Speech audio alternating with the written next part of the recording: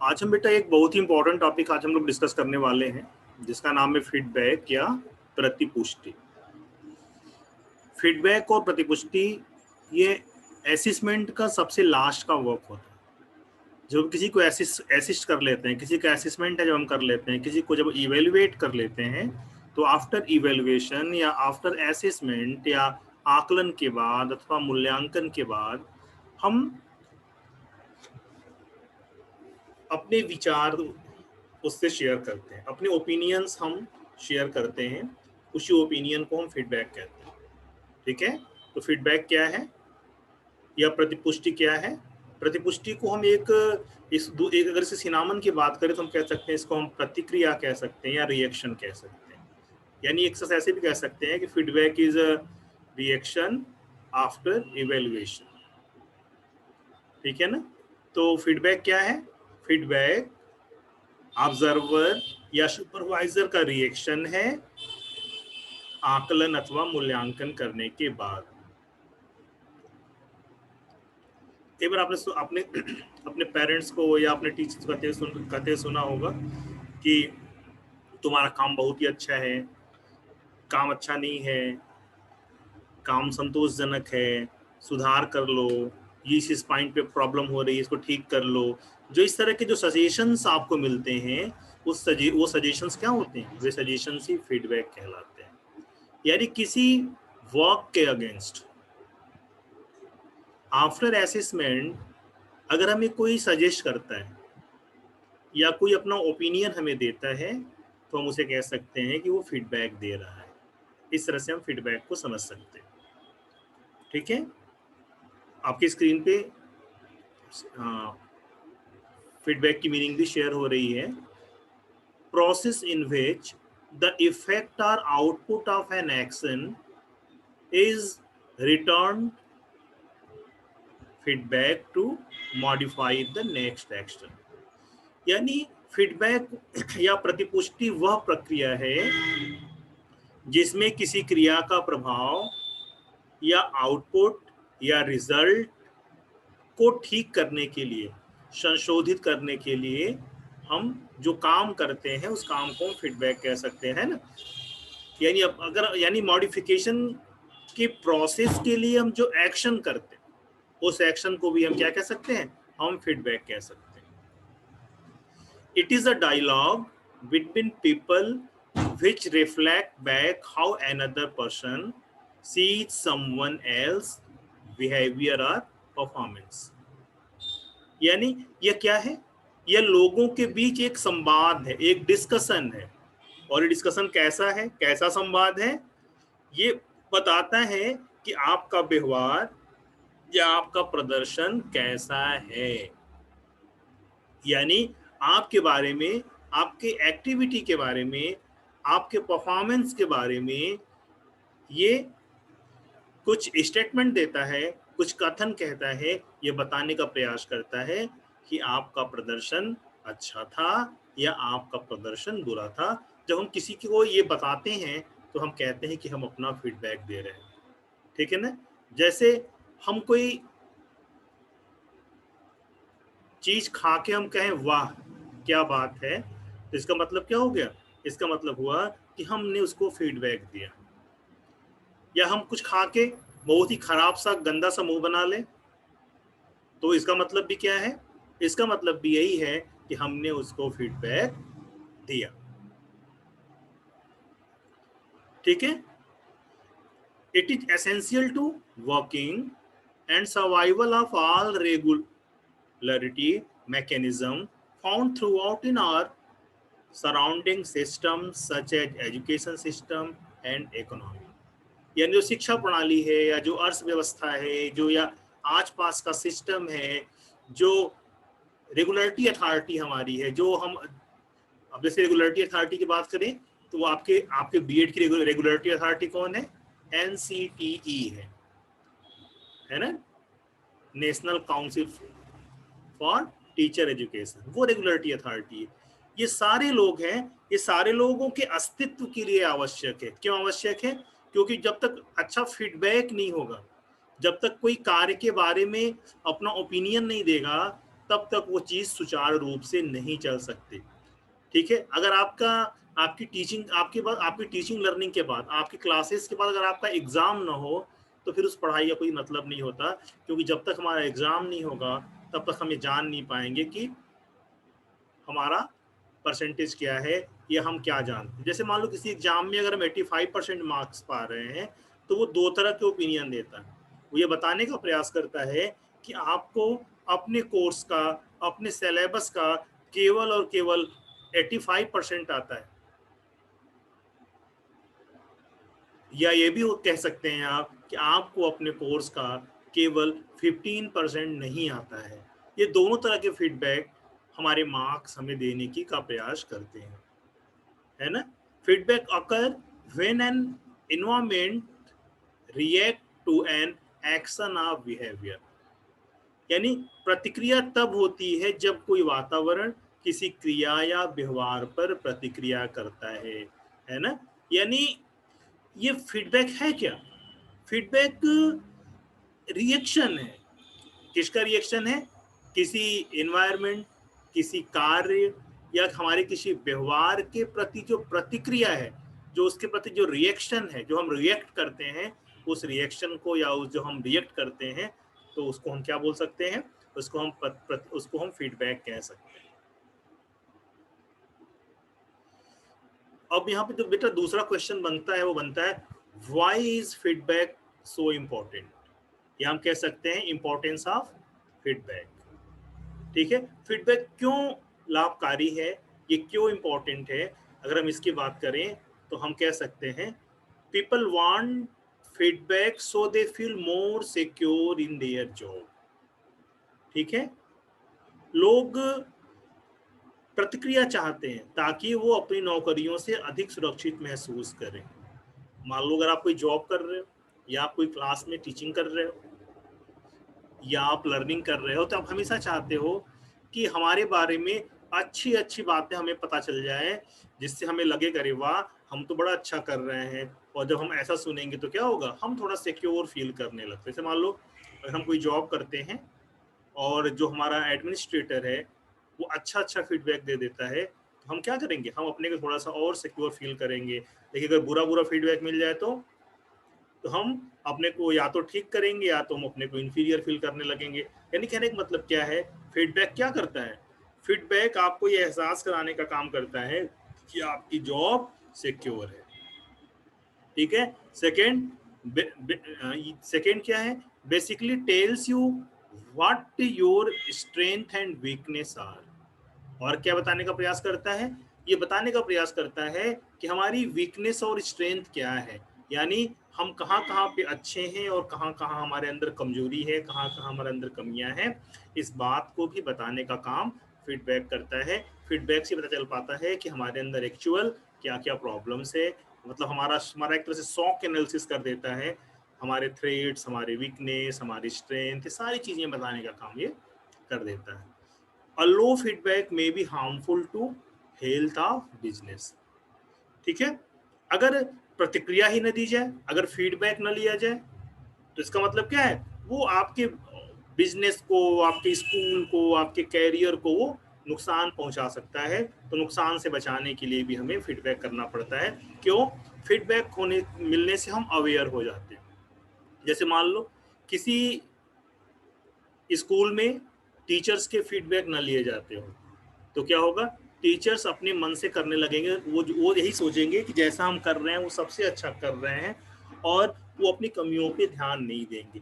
और जब हम अपनी कमियों पे नहीं ध्यान देंगे तो क्या होगा, धीरे धीरे धीरे धीरे हमारी कमियां बढ़ती जाएंगी और हमारी क्वालिटी डाउनवर्ड हो जाएगी, हमारी स्ट्रेंथ डीके करने लगेगी, नीचे जाने लगेगी, और हमें नुकसान हो जाएगा।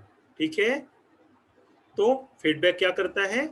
फीडबैक हमारे व्यवसाय को नुकसान करने से बचाता है, उसे अच्छा बनाने का प्रयास करता है।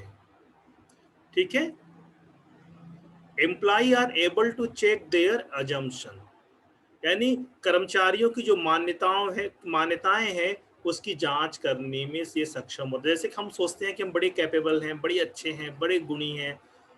ठीक है, तो हमारी जो मान्यता है वो मान्यता ठीक है कि नहीं ठीक है, इसका जांच करने का काम भी फीडबैक करता है। कई बार होता है ना, एक कहावत, बड़ी अच्छी कहावत भी है, अपने मुंह मियाँ मिट्ठू बनना। यानी हम सारे लोग अपने को बड़े ही काबिल और बड़ा ही एबल और बहुत ही अच्छा मानते हैं और दूसरे को बहुत ही खराब मानते हैं। जब फीडबैक होगा, जब हमारे बारे में कोई प्रतिक्रिया देगा, तब हमें पता चलेगा कि हमारी जो मान्यताएं हैं, जो हमने अपने बारे में सोच रखा है, वो हमारी सोच सही है अथवा गलत है। कई बार ऐसा होता है टीचर समझता है कि हम बहुत अच्छा पढ़ा रहे हैं, और जबकि एक्चुअल होता क्या है, वो अच्छा नहीं पढ़ा रहा होता है। तो इसकी जब अगर उसको फीडबैक मिल जाए तो ये समझ जाता है कि लग रहा है मेरी पढ़ाई में कुछ गड़बड़ी हो रही है, तो उसको ठीक करने का प्रयास करता है ना। इसलिए कह सकते हैं कि employ are able to check their assumptions. Next है feeling to give feedback send a non-verbal communication in itself and can lead to mixed messages and false assessment.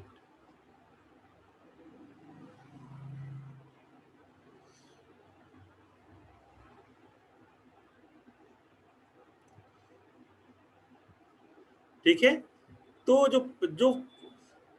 जो फीडबैक जब हम देते हैं, तो फीडबैक देते समय में क्या है, हमें नॉन वर्बल कम्युनिकेशन का सहारा नहीं लेना चाहिए। ठीक है, क्योंकि जो मिक्स्ड मैसेज सिस्टम है या जो फॉल्स असेसमेंट सिस्टम है, उसको ये उजागर करने का काम करता है। तो फीडबैक क्या करता है, फीडबैक जो एक्चुअल जो असेसमेंट में जो गड़बड़ियां हो जाती हैं, ठीक है, उसके अगेंस्ट उसको ठीक करने का काम करता है। थर्ड इसमें बेटा है,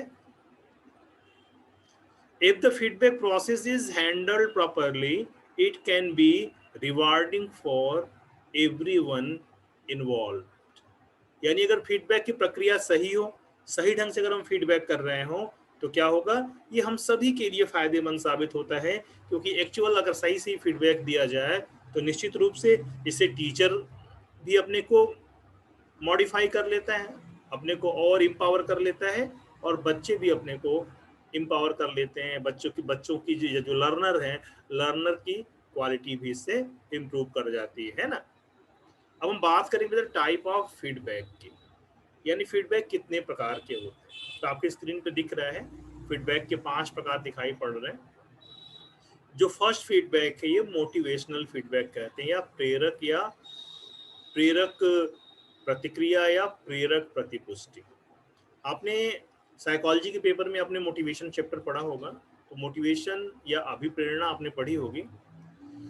तो अभिप्रेरक हम प्रतिपुष्टि भी दे सकते हैं, हम अभिप्रेरक या मोटिवेशनल फीडबैक भी दे सकते हैं। मोटिवेशनल फीडबैक का मतलब वो क्या होता है, हम किसी को आगे बढ़ाने के लिए, किसी को बूस्ट अप करने के लिए अगर हम फीडबैक देते हैं, तो उसको हम मोटिवेशनल फीडबैक कहते हैं। जैसे मान लो कोई क्लास में बच्चा आधे क्वेश्चंस गलत कर देता है और आधे सही कर देता है, तो हम इसको दो तरह से कह सकते हैं कि उसको 2-3 थप्पड़ लगा दें, या हम बहुत ही बुरा समूह बना के उसको हम डांट दें और कह दें तुमको कुछ नहीं आता है, तुमने आधा क्वेश्चन गलत कर दिया।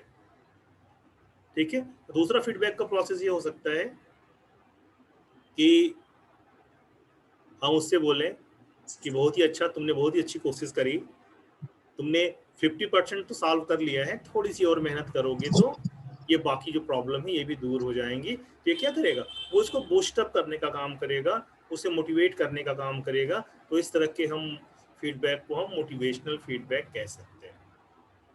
जो सेकंड टाइप का फीडबैक है बेटा, उसे कहते हैं डेवलपमेंट फीडबैक। डेवलपमेंट फीडबैक का मतलब होता है विकासात्मक प्रक्रिया। यानी कोई चीज अगर अंडर प्रोसेस है, कोई काम हो रहा है, तो उस काम को और अच्छे ढंग से करने के लिए उसमें जो जो जो प्रॉब्लम्स है, उस प्रॉब्लम को दूर करने के लिए अगर हम कोई फीडबैक देते हैं, तो हम डेवलपमेंटल फीडबैक कह सकते हैं या विकासात्मक प्रतिक्रिया कह सकते हैं।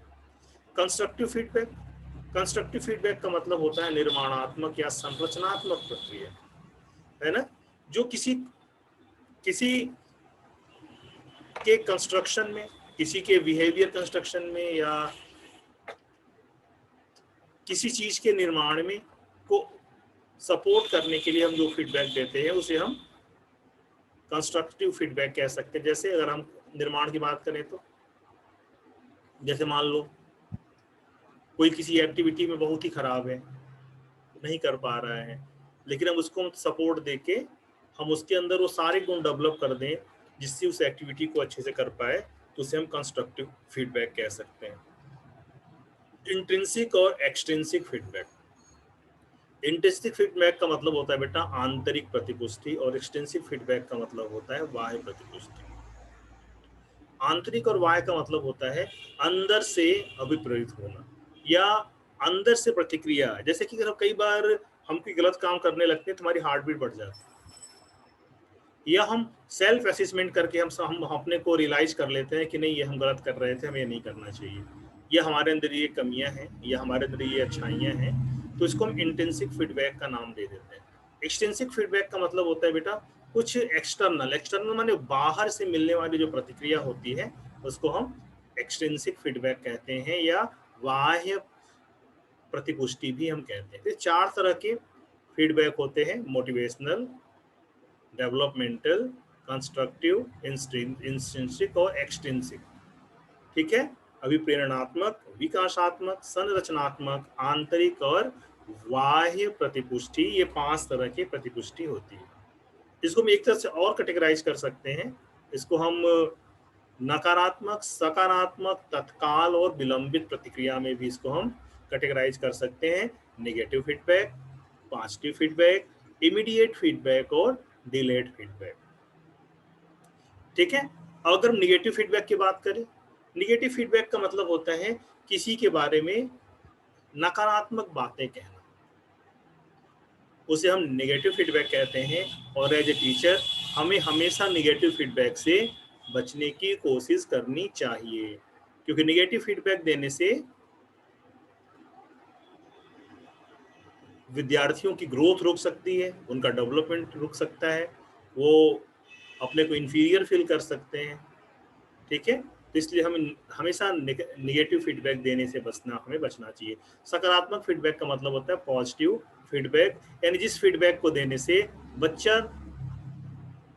बच्चे के अंदर उत्साह बढ़ जाए, वो थोड़ा सा इनकरेज हो जाए, उसके अंदर एस्पिरेशन पावर या जो आकांक्षा का जो क्षमता है वो बढ़ जाए, वो अगर क्रिएटिव हो जाए, वो एक्टिव हो जाए आपके फीडबैक के बाद, उसे हम सकारात्मक फीडबैक हम कहते हैं। तत्काल प्रतिक्रिया या इमीडिएट फीडबैक, या इसको हम इंस्टेंट फीडबैक भी कहते हैं। तो तत्काल प्रतिक्रिया का मतलब होता है किसी काम की तुरंत हम प्रतिक्रिया देते हैं। जैसे जब हम क्लास में कोई किसी क्वेश्चंस का आंसर देते हैं तो टीचर हमें तुरंत फीडबैक दे देता है, तुरंत बता देता है कि हम गलत कर रहे हैं या सही कर रहे हैं। इसको हम इमीडिएट फीडबैक या इंस्टेंट फीडबैक भी कहते हैं। ऐसी फीडबैक आप जब आप सेकेंड ईयर में आप जब प्रोग्राम लर्निंग पढ़े होंगे, तो प्रोग्राम लर्निंग में जो लीनियर प्रोग्रामिंग है, लीनियर प्रोग्रामिंग में भी इंस्टेंट फीडबैक की व्यवस्था है। इंस्टेंट फीडबैक हम वहां देने का काम करते हैं। जो डिलेड फीडबैक है या विलंबित प्रतिक्रिया है, विलंबित प्रतिक्रिया का मतलब होता है काम करने के बहुत दिनों बाद अगर हमें फीडबैक मिले। जैसे हम जब एनुअल एग्जाम दे लेते हैं बेटा, और एनुअल एग्जाम देने के बाद जो हमारी मार्कशीट हमें मिलती है, और वो मार्कशीट को पढ़ने के बाद जो हमारे अपने बारे में हमें जानकारी होती है, उसे हम डिलेड फीडबैक के कहते हैं या विलंबित प्रतिक्रिया कहते हैं।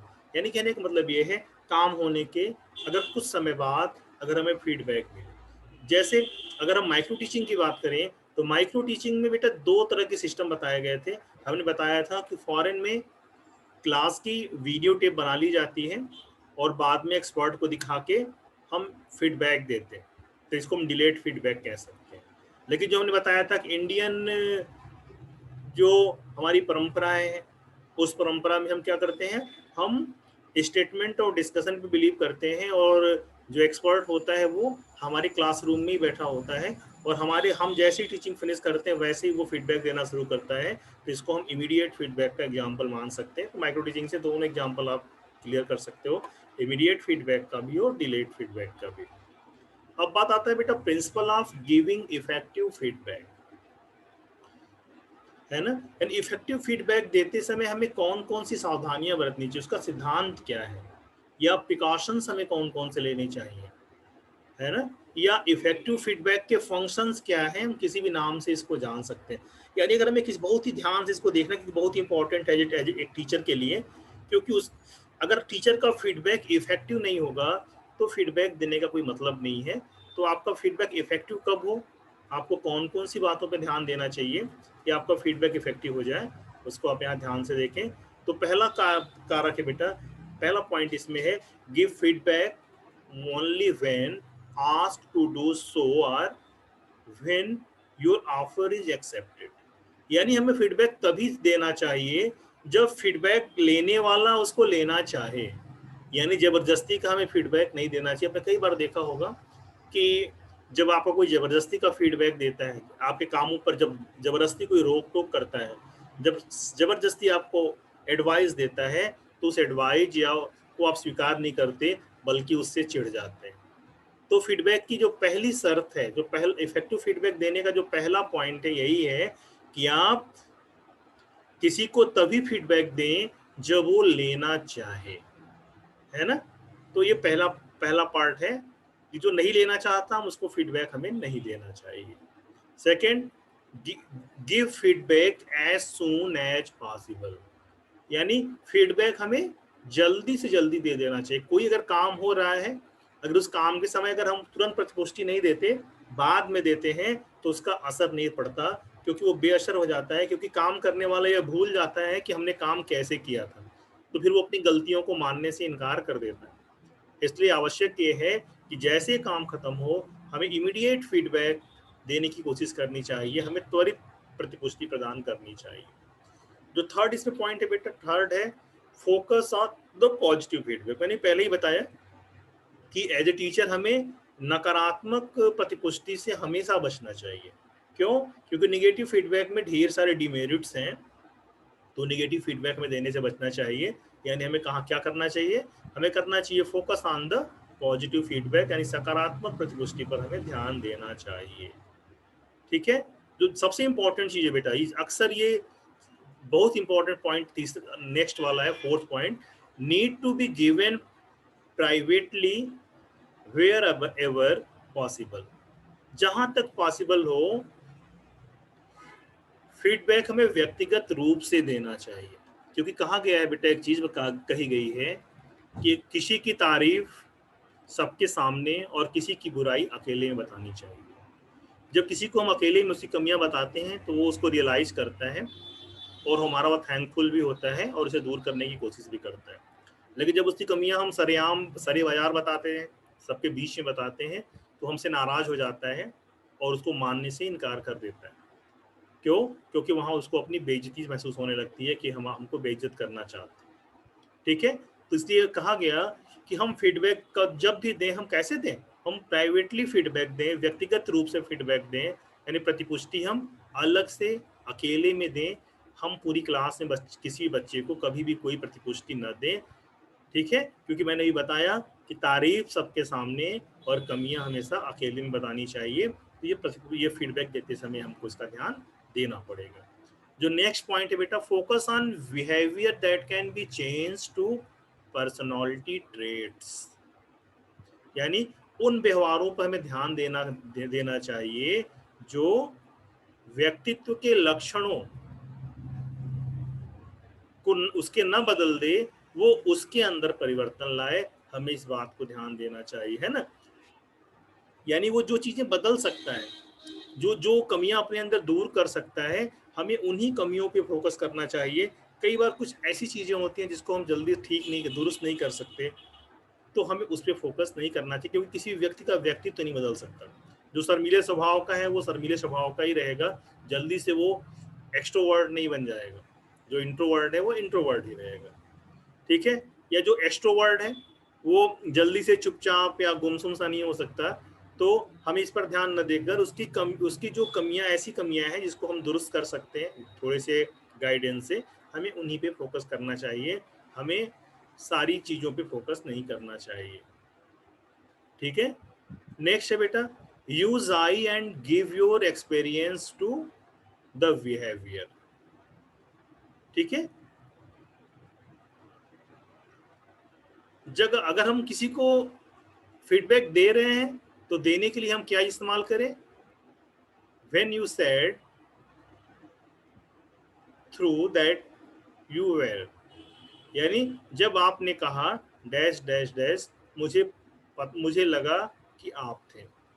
ठीक है, यानी कहने का मतलब है कि जो फीडबैक हमेशा दें, हमेशा सपोर्टिव फीडबैक दें, उसको लगे फीडबैक पाने वाले को कि आप उसके सपोर्टर हैं, आप उसके विरोधी नहीं हैं, इस बात का उसको हमेशा महसूस होना चाहिए। तो फीडबैक देते समय हमको उसका ध्यान देना चाहिए, है ना। नेक्स्ट है when giving negative feedback suggest alternative behaviours.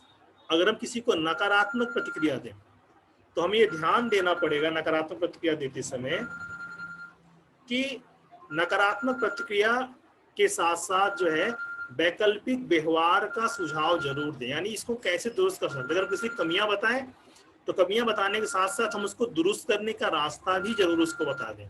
अगर हमने केवल किसी की कमियां गिना के अगर हमने छोड़ दिया, ठीक है, तो हमें क्या करना है, हमें किसी की कमियां ही कमियां नहीं बतानी है। कमियां बताने के बाद हमें क्या करना है, कमियां बताने के साथ साथ हमें उसको दुरुस्त करने के लिए हमें सुझाव भी देना पड़ेगा कि इन कमियों को हम कैसे दूर कर सकते हैं। नेक्स्ट है we clear about what you are giving feedback on, यानी इस बारे में स्पष्ट रहें कि आप किस पर प्रतिक्रिया दे रहे हैं, यानी उसके किस पार्ट पे प्रतिक्रिया दे रहे हैं, उसकी एक्टिविटी के किस पार्ट पे फोकस कर रहे हैं, ये भी आपको भी क्लियर होना चाहिए। और जिसको आप प्रतिक्रिया दे रहे हैं उसको उस पर भी होना चाहिए। नेक्स्ट जो सबसे इंपॉर्टेंट टॉपिक है बेटा, डू नॉट ओवरलोड। ठीक है, यानी हमें प्रतिक्रिया की झड़ी नहीं लगा देनी चाहिए, यानी किसी की अगर हम कमी बताना शुरू करें या किसी की अच्छाई बताना शुरू करें तो हमें 10-20-50 हमें उसकी कमियां नहीं गिना देनी है। हम उसके पूरे ओवरऑल जो हमारा व्यू है, जो हमारा ऑब्जर्वेशन है, उस ऑब्जर्वेशन में हम 2-3 पार्ट पे हम फोकस कर सकते हैं, 2-3 चीज़ों पे फोकस करके हम उसको बता सकते हैं। यानी ध्यान देने की बात है कि हम किसी को अगर हम फीडबैक दे रहे हैं तो 2 या 3 से ज़्यादा पॉइंट्स हम उसमें न रखें। अगर हम ज़्यादा फीडबैक दे देंगे तो क्या होगा, वो हमारा फीडबैक बेअसर हो जाएगा। क्लियर। अब हम नेक्स्ट बात करेंगे बेटा रिसीविंग इफेक्टिव फीडबैक। ये तो देने की बात है। अगर कोई हमें फीडबैक दे रहा है तो उसके फीडबैक, वो उसका फीडबैक हमें इफेक्टिव कैसे होगा, हम उसे कैसे किस तरह से उसको हम सुनने का प्रयास करें जिससे वो फीडबैक हमारे काम आ जाए, ये भी बड़ा इंपॉर्टेंट पॉइंट है। क्योंकि फीडबैक देना ही केवल इम्पॉर्टेंट नहीं है, अगर कोई हमारे बारे में अपना विचार दे रहा है तो उस विचार को हम कैसे सुने, उसे हम कैसे रिसीव करें, उसे हम कैसे स्वीकार करें, इसके बारे में भी हमें पता होना चाहिए। क्योंकि अगर हम टीचर हैं तो हम फीडबैक देने का भी काम करेंगे और कोई हमें भी फीडबैक देगा, कोई मेरी भी एक्टिविटी, मेरी भी पढ़ाने के ढंग, मेरे भी टीचिंग स्टाइल पे भी वो बताएगा। तो हमें हमें उसे कैसे सुनना चाहिए, हमको ये सारी बातें भी पता होनी चाहिए। तो बेटा फर्स्ट पॉइंट है लिसन टू इट केयरफुली, यानी अगर कोई हमें प्रतिक्रिया दे रहा है, कोई प्रतिपुष्टि दे रहा है, कोई फीडबैक दे रहा है तो हमें क्या करना चाहिए, हमें बहुत ही ध्यान पूर्वक सुनना चाहिए। ऐसा ना हो पाए कि फीडबैक देने वाला फीडबैक दे रहा है और हम अपने पड़ोसी फ्रेंड से बात करने में लगे हैं, मोबाइल पे व्यस्त हैं, तो ऐसा नहीं करना। अगर कोई फीडबैक देता है हमारे बारे में तो हमें उसको ध्यान से सुनना चाहिए। ठीक है, नेक्स्ट क्या है, ask for it to be repeated if you did not hear it clearly. अगर आपने ध्यान से नहीं सुना तो फीडबैक देने वाले से आपको रिक्वेस्ट करनी चाहिए कि कृपया आप फिर से बोलिए। ठीक है, क्योंकि अगर आपने क्लियरली अपने बारे में नहीं सुना है तो अपने में आप सुधार नहीं कर सकते, इसलिए स्पष्ट सुनने के लिए आप उसे एक बार और फीडबैक कहने के लिए कह सकते हैं। Assume it is constructive until proven otherwise, then consider and use those elements that are constructive। ठीक है, हम ये मानना पड़ेगा, आपको ये स्वीकार करना पड़ेगा कि जो फीडबैक आपको मिल रहा है वो फीडबैक कैसा है, वो रचनात्मक है, वो आपको और अच्छा बनाने का काम करेगा, वो कंस्ट्रक्टिव है, आपके बिहेवियर को, आपकी पर्सनालिटी को वो ग्रूम करने का काम करेगा, आपकी टीचिंग स्टाइल को वो ग्रूम करने का काम करेगा। ठीक है, जब हम ये जब हम सोच के जब किसी से फीडबैक लेंगे तो फीडबैक हमारे लिए अच्छा होगा। ठीक है, नेक्स्ट है pose and think before responding. जवाब देने से पहले हम रुकें और सोचें। कई बार ऐसा होता है कोई हमारे बारे में बताता रहता है और हम उससे झगड़ पड़ते हैं, हम सफाई देने लगते हैं, हम कुछ बोलने लगते हैं, तो हमें ध्यान नहीं, हमें इस पर, हमें ऐसे नहीं करना चाहिए। हमें क्या करना चाहिए, हमें पहले रुक कर उसकी बात को अच्छे से सुनना चाहिए, समझना चाहिए, उसके बाद ही हमें रिस्पॉन्ड करना चाहिए, हमें कुछ बोलना चाहिए, उसके पहले हमें रिस्पॉन्ड नहीं करना चाहिए। ठीक है, ask for clarification and examples. जैसे मान लो अगर आपको ये क्लियर नहीं हो रहा है कि वो व्यक्ति जो फीडबैक दे रहा है, वो फीडबैक मेरे बारे में जो कह रहा है, अगर आप उसको पचा नहीं पा रहे हो, अगर उसको आप समझ नहीं पा रहे हो, तो आपको ऑब्जर्वर से ये कहना चाहिए कि इसको और क्लियर करिए और इससे रिलेटेड हमें एग्जाम्पल दे के हमें समझाइए कि आप जो कह रहे हैं ये क्यों कह रहे हैं, ये मेरे समझ नहीं आ रहा है।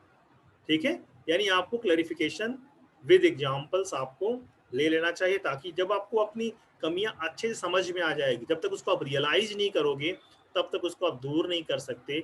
इसलिए हमें ऑब्जर्वर या सुपरवाइजर से क्या कहना चाहिए, स्पष्टीकरण करने के लिए और उदाहरण देने के लिए हमें कहना चाहिए। Accept it positively rather than dismissively. ठीक है, कई बार होता क्या है कि हम अपनी आत्म सुरक्षा के लिए या अपने जो हमारे अंदर का जो एक हमारे अंदर का जो एक अहम है उसको पूरा करने के लिए हम किसी के सजेशन को हम डिनाई कर देते हैं। हम कहते नहीं नहीं नहीं नहीं, हमारे अंदर ये कमियां नहीं है।